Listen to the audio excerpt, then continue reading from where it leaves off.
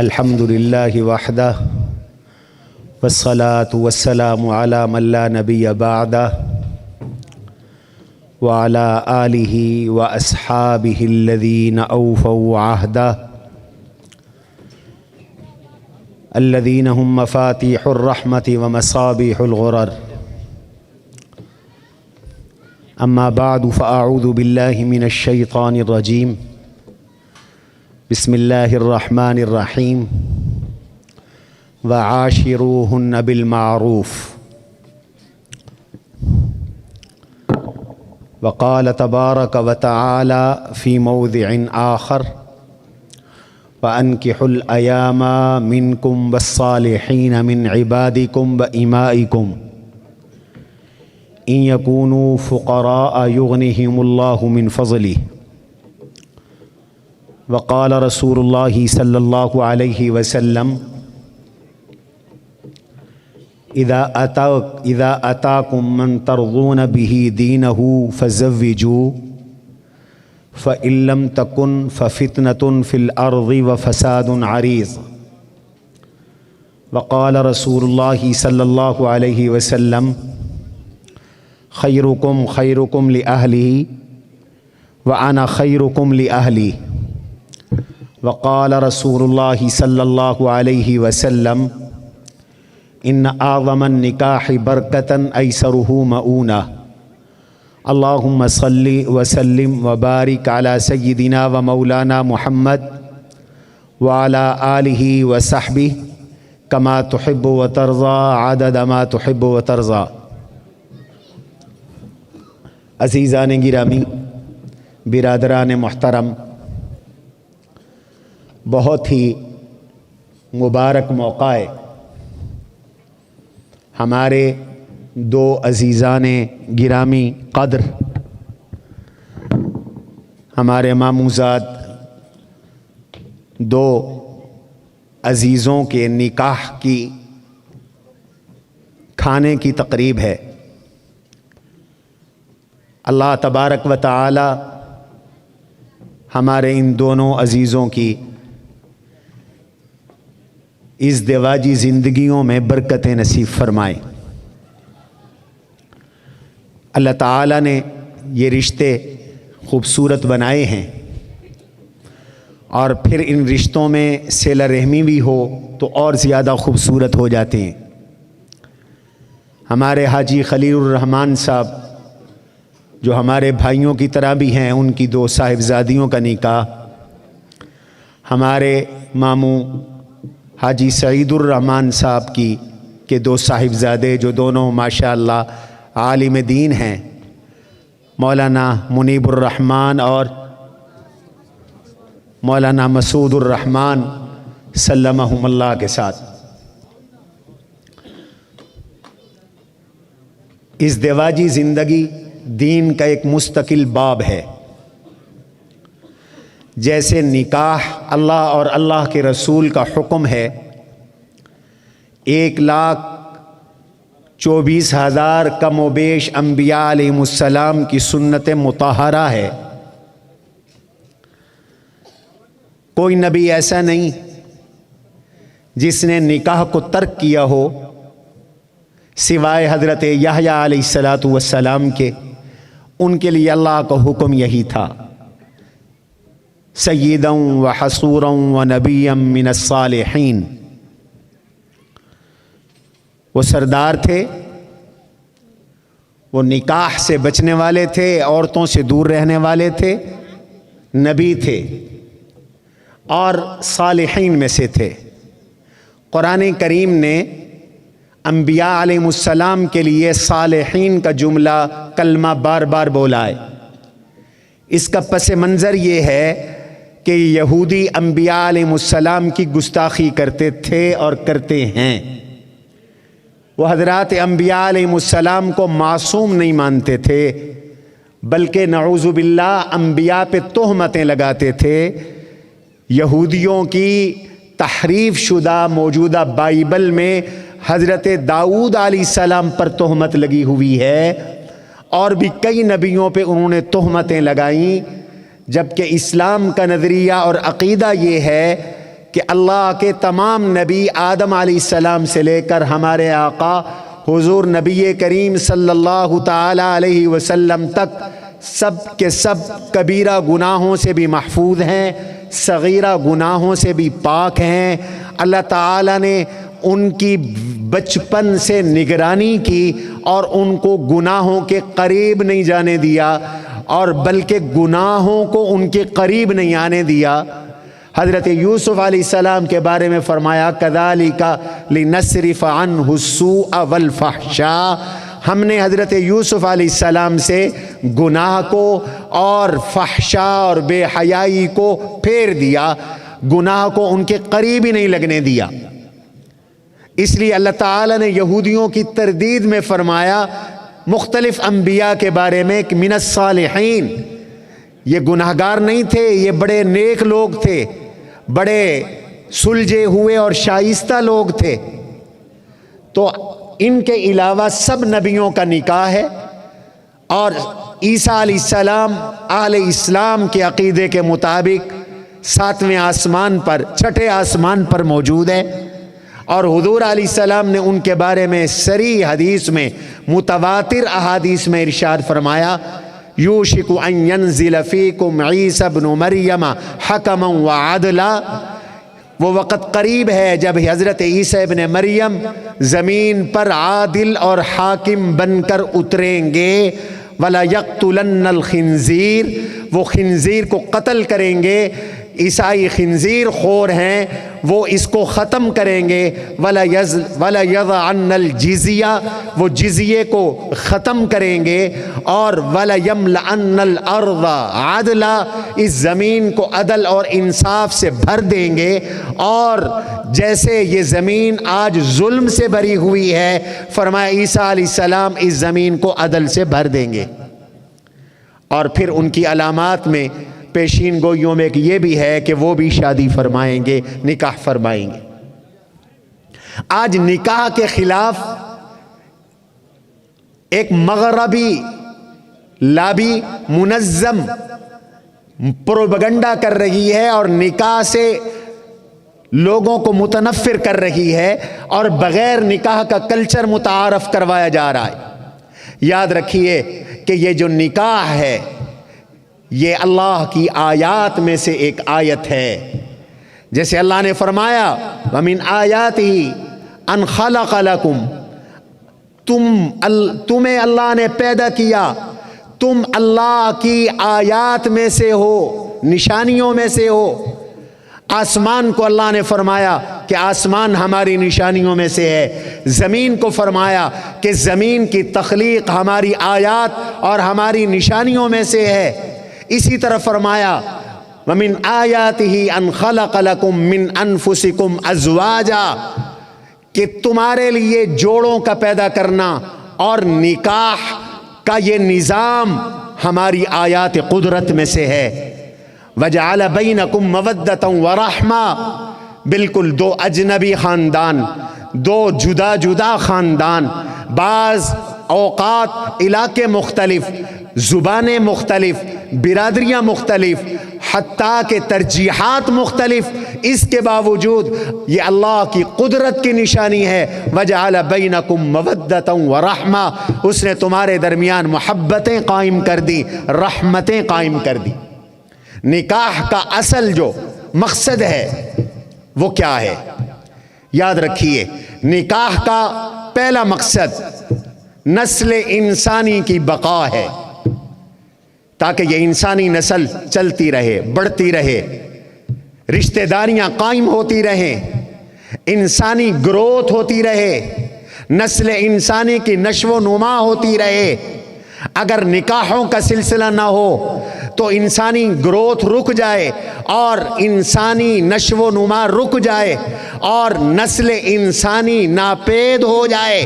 اس نسل انسانی کو برقرار رکھنے کے لیے اللہ تعالیٰ نے نکاح کا یہ نظام قائم کروایا، فرمایا نکاح کرو، اور انکحوا الایام منکم، بے نکاحوں کا نکاح کرو، جو بچیاں بے نکاح ہیں، جو بیوہ خواتین بے نکاح ہیں، جو مطلقات بے نکاح ہیں، یہ اولیاء کو خطاب ہے، ان کا تم نکاح کرو۔ اس سے ایک بات یہ بھی معلوم ہوئی کہ نکاح اولیاء کا کام ہے، لڑکا اور لڑکی کا نکاح ولی کریں، اور ولی اور سرپرست کے مشورے سے یہ کام سر انجام دیا جائے۔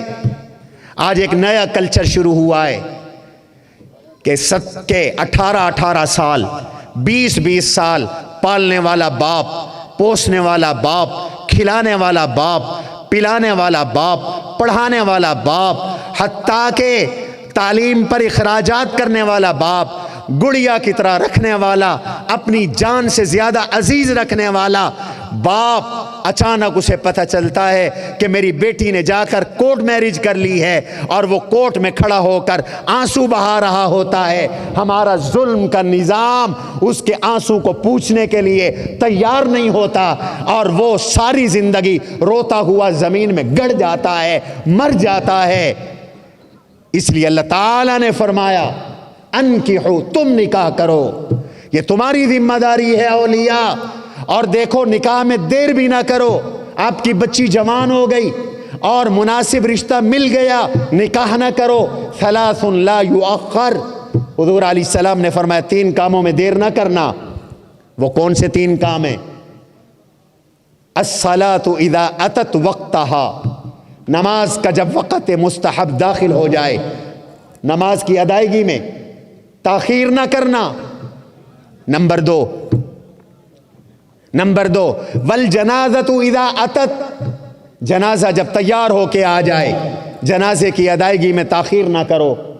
نمبر 3 آپ علیہ السلام نے فرمایا الایم اذا وجدت لها کفوا، جب بے نکاحی خاتون کے لیے تمہیں کفو مل جائے، ہم پلہ رشتہ مل جائے، دین کے لحاظ سے، صنعت و حرفت کے لحاظ سے، ذریعہ معاش اور آمدنی کے لحاظ سے، اگر ہم پلہ رشتہ مل جائے تو اب شادی میں دیر نہ کرو۔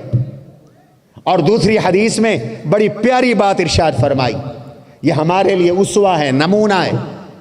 اللہ کے نبی علیہ السلام نے ارشاد فرمایا اذا اتاکم من ترضون به دینہ فزوجوہ وان لم تکن ففتنة فی الارض وفساد عریض، ایسا رشتہ آ جائے جس کے اخلاق پر، جس کے دین پر تم مطمئن ہو، اچھا رشتہ ہے، لڑکا شریف ہے، خاندان شریف ہے، لڑکا نیک صالح ہے، اعلیٰ اخلاق کا حامل ہے، اس کو بنیاد بناؤ۔ رشتے کے انتخاب کے لیے اخلاق کو بنیاد بناؤ۔ اربوں پتی ہو، اربوں پتی لڑکا ہو لیکن بد اخلاق ہو، بد کردار ہو، لوز کریکٹر ہو، ماں باپ کا بد کے ساتھ بدتمیزی کرنے والا ہو، بیوی کے ساتھ بدتمیزی کرنے والا ہو، مار کٹائی کرنے والا ہو، اس کی دولت کو کیا کرو گے؟ وہ دولت تمہارے کیا کام آئے گی؟ ایسی دولت، اس کا کیا فائدہ ہے؟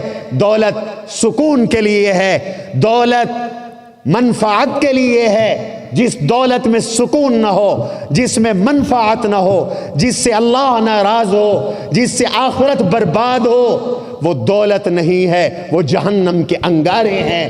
دولت تو قارون کے پاس بھی تھی، دولت تو فرعون کے پاس بھی تھی، دولت تو شداد کے پاس بھی تھی، دولت تو حامان کے پاس بھی تھی، دولت تو ابو جہل کے پاس بھی تھی۔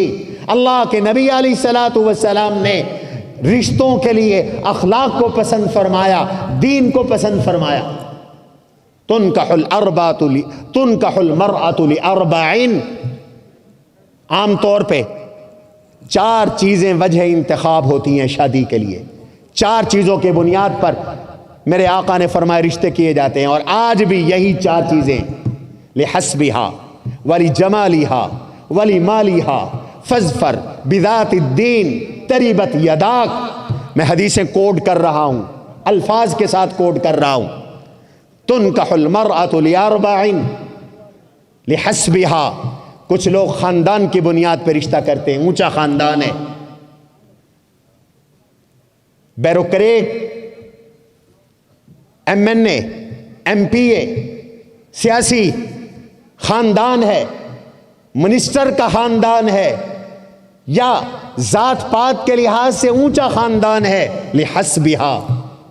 کچھ لوگ رشتہ کرتے ہیں بیوٹی کی بنیاد پر، حسن کی بنیاد پر، جمال کی بنیاد پر. ولی جمالہا لحسبہا ولی جمالہا. اور کچھ لوگ رشتہ کرتے ہیں ولی مالہا، دولت کی بنیاد پر. سسرال دولت مند ہے، سسرال پیسے والے ہیں، سسرال بزنس مین ہے، سسرال صنعت کار ہے، سسرال ذمہ دار ہیں. اس بنیاد پہ جا کے رشتہ مانگتے ہیں. فرمایا کامیابی تینوں میں نہیں ہوگی. کامیابی چاہتے ہو فاظفر بذات الدین. چوتھی وجہ ترجیح دین ہے. جو رشتہ دین، اخلاق، کریکٹر، کردار، شرافت کی بنیاد پر ہوگا، فرمایا اس سے تمہیں کامیابی ملے گی. اس لیے کہ دولت آج ہے کل نہیں. ہم نے گداؤں کو شاہ ہوتے دیکھا، شاہوں کو گدا ہوتے دیکھا. رات کو سوئے تو شاہ تھے، صبح اٹھے تو گدا تھے. قل اللہم مالک الملک تؤتی الملک من تشاء وتنزع الملک ممن تشاء. اسیروں کو وزیر دیکھا، وزیروں کو اسیر دیکھا. وتعز من تشاء وتذل من تشاء. جن کے آگے فوجیں کھڑی رہتی تھی، خدم و حشم اشاروں کے منتظر رہتے تھے، ان کو جیلوں کے اندر سڑتے دیکھا. ذرا تاریخ کے اوراق پلٹ کے دیکھو. وہ بہادر شاہ ظفر، اللہ ان کی قبر پر کروڑوں رحمتیں نازل کرے، آخری مغل حکمران. اللہ اکبر.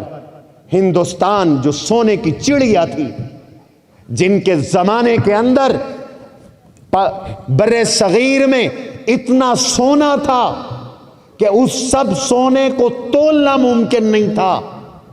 دنیا کی سب سے مضبوط اکانومی، وہ بہادر شاہ ظفر جو اتنی دولت کا مالک تھا، رنگون کے ایک گیراج میں اس کی آخر عمر گزری، اور تڑپ تڑپ کر پانی کے لیے بلک بلک کر، ہوا کے تازہ جھونکوں کے لیے بلک بلک کر اس نے جان آفری کے سپرد کر.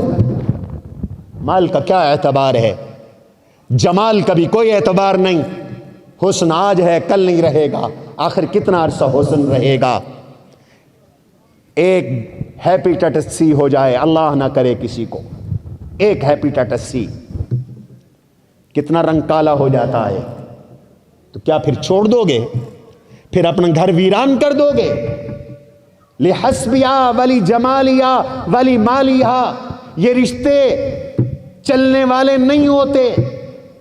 جو رشتے چلنے والے ہوتے ہیں فاظفر بذات الدین، جن میں خوف خدا ہو، لڑکی میں شوہر کا احترام ہو، اطاعت ہو، پاک دامنی ہو، وفا ہو.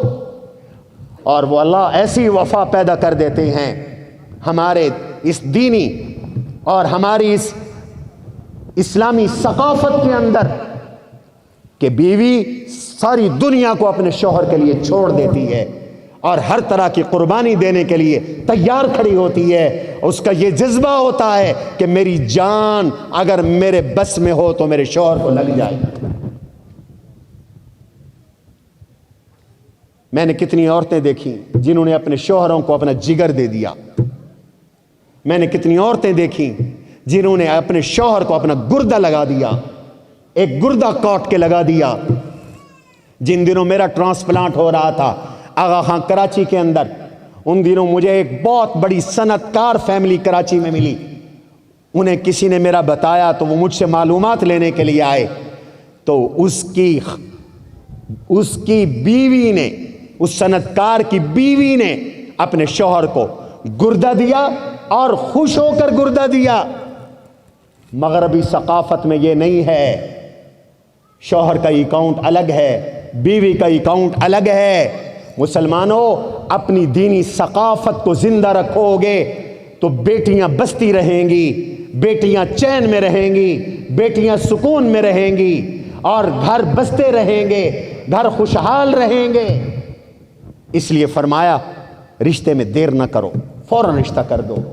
اور اگر تم نے دیر کیا، میں حدیث کا مفہوم مکمل کر لوں، ان لم تکن، اگر شادیوں میں بلا وجہ تاخیر ہوئی ففتنۃ فی الارض وفساد عریض، پھر زمین میں فتنہ ہوگا، بڑا فساد ہوگا جو آج ہمیں نظر آ رہا ہے۔ فتنۃ فی الارض وفساد عریض۔ میرے بھائیوں، نکاح آسان کرو، نکاح آسان کرو۔ اللہ تبارک و تعالی آسانی والے، کم خرچ والے نکاح میں برکت دیتے ہیں۔ یہ بھی حدیث کوٹ کر رہا ہوں، ان اعظم النکاح برکتا ایسرہ مؤونہ، سب سے وہ نکاح برکت والا ہے جس میں خرچ کم ہے، مشقت کم ہے۔ اور پھر شادی ہو گئی تو اب دیکھو حضور بھی دولہا ہیں، اور آپ کی 11 ازواج مطہرات تھیں، 9 ایک وقت نکاح میں رہیں۔ حضور نے ان کے ساتھ نباہ کیسے کیا؟ ویسے نباہ کرو۔ ازواج مطہرات نے حضور کے ساتھ کیسے نباہ کیا؟ ویسے نباہ کرو۔ بس 1 منٹ میں جھلک پیش کرتا ہوں۔ سیدہ عائشہ رضی اللہ تعالی عنہا حضور علیہ السلام کی واحد کنواری بیوی ہیں، واحد، ان کے علاوہ حضور کی کوئی بیوی کنواری نہیں تھی۔ ان کو کئی خصوصیات حاصل ہیں۔ ان کی تصویر جبریل امین آسمانوں سے جنت کے ریشم کے غلاف میں لائے تھے اور حضور علیہ السلام کو دکھائی تھی، اور فرمایا تھا ہذہ زوجتک فی الدنیا والآخرہ، یہ آپ کی دنیا آخرت کی بیوی ہیں۔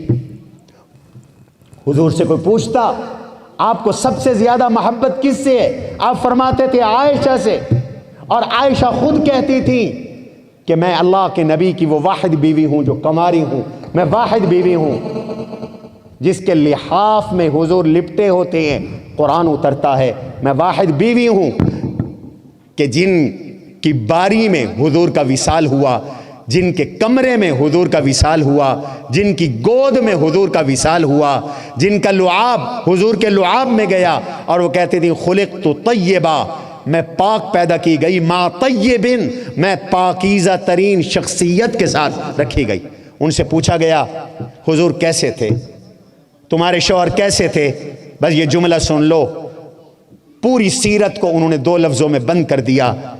فرماتی ہیں کرجل من رجالکم، وہ ایسے تھے جیسے مرد ہوتے ہیں، شوہر ہوتے ہیں، لیکن ولیکن احسن الناس خلقا، سب لوگوں میں اچھے اخلاق والے تھے، وَأَلْيَنَ النَّاسِ، سب لوگوں میں نرم طبیعت کے تھے۔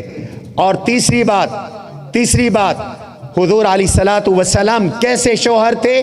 امی عائشہ فرماتی ہیں کہ کانا یخیط ثوبہ، اپنے کپڑے کو پیوند خود لگا دیتے تھے، وَيَخْصِفُ نَعْلَهُ، اپنے جوتے کو خود گانٹھ لیا کرتے تھے، وَيَحْلِبُ شَاتَهُ، اپنی بکری کا دودھ بھی خود نکال لیا کرتے تھے، وَيَخْدِمُ نَفْسَهُ، اپنے کام خود کر لیا کرتے تھے، وَكَانَ يَعْمَلُ كَعْمَلِ الرِّجَالِ فِي أَهْلِهِ فِي مِحْنَةِ أَهْلِهِ، اور گھر والوں کے ساتھ کام کاج میں ہاتھ بھی بٹا لیا کرتے تھے۔ وَإِذَا سَمِعَ الْمُؤَذِّنُ خَرَجَ إِلَى الصَّلَاةِ، جب اذان کی آواز آتی تو نماز کے لیے تشریف لے جاتے۔ تو آپ گھر کے اندر افسر بن کے نہیں رہے۔ آج ہمارا یہ جو مزاج ہے گھر میں افسر بن کے رہنے کا، اور ہر کام بیوی کرے، یہ حضور صلی اللہ علیہ وسلم کا مزاج مبارک نہیں تھا۔ اللہ تعالیٰ اس نکاح میں ڈھیروں برکتیں، ان دونوں عزیزوں کے نکاح میں ڈھیروں برکتیں نصیب فرمائیں، کھانے میں بھی برکتیں نصیب فرمائیں۔ سبحان ربک رب العزت عما یصفون وسلام المرسلین والحمد للہ رب العالمین۔